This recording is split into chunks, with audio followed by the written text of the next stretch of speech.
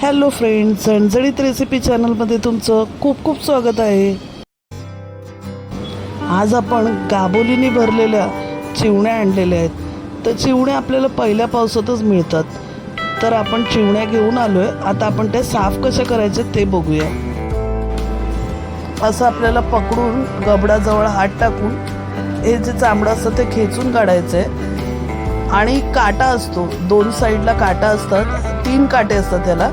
ते 3 काटे फक्त आपल्याला काढून टाकायचे। हे पोट साफ केलं आपण। आता पोटातली जी घाण आहे ती बाहेर काढली आणि त्यात गाबोली आहे, गाबोलीच्या साईडने आपण पोट साफ करून घेतलं। 3 काटे असतात, ते लागले नाही पाहिजे आपल्याला।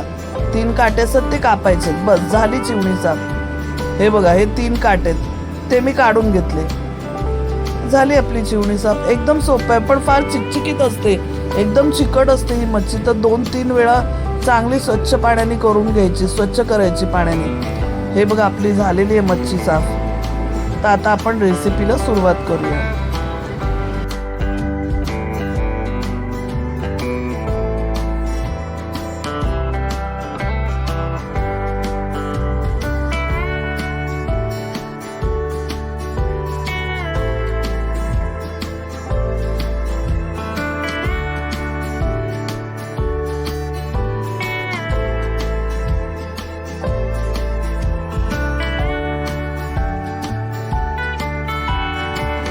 तर आता आपण चिवणीच्या कालवणासाठी वाटण काढून घेऊया। आपण इथे मूठभर कोथिंबीर घेतले, 15-20 पाकळ्या आपण लसणाच्या घेतल्यात, 3 इंच आलं कापून घेतले आणि 3 मिरच्या घेतल्यात। आता आपण हे सगळं वाटण यूज नाही करणार आहे, हे वाटण बनवणार आहे 2 भाज्यांसाठी। तर त्यासाठी ह्याच्यामध्ये आपण फक्त 2 टेबलस्पूनच ही पेस्ट टाकणार आहे। तर आता आपण हे स्वच्छ धुवून घेऊया आणि ह्याची ग्रीन पेस्ट बनवूया।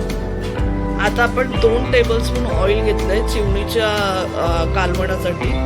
2 टेबलस्पून ऑइल घेतले आणि आपण हे बघा, आलं लसूण मिरची कोथिंबीरचा ठेचा बनवून घेतला मिक्सरमध्ये। आता आपण तो टाकून घेऊया। 2 टेबलस्पून ठेचा टाकूया आपण। ठेचा परतून घेऊया आपण।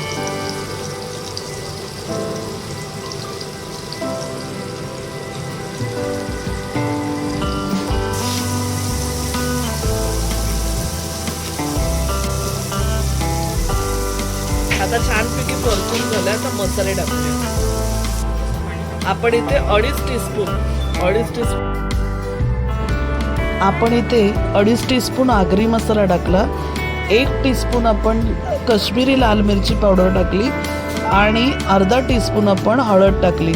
आणि आता चांगले मसाले आपण परतून घेऊया मस्तपैकी।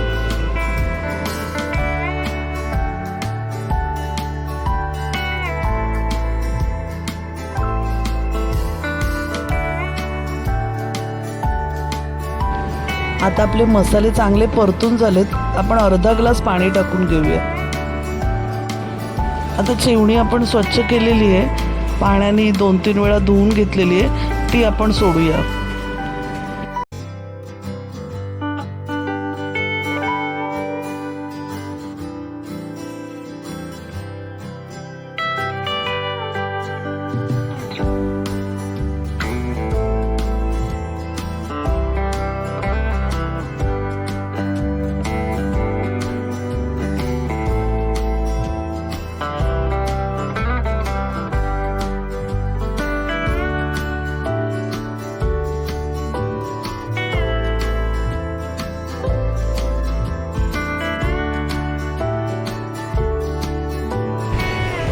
आता आपण अर्धा ग्लास पाणी टाकून घेतलं।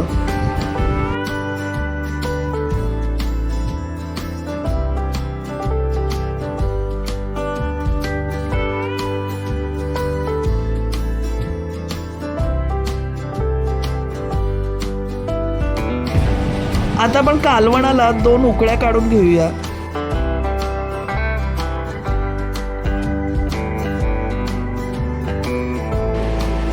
आपण इथे लिंबा एवढी चिंच घेऊन त्याचा कोळ काढून घेतलाय, तो पण आपण टाकून घेऊया।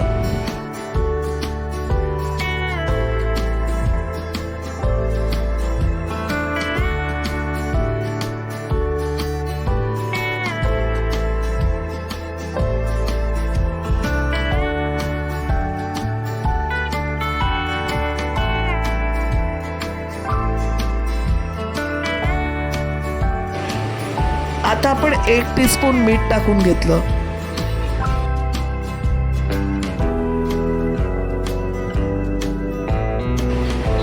छान रसाला उकळी आलेली आहे.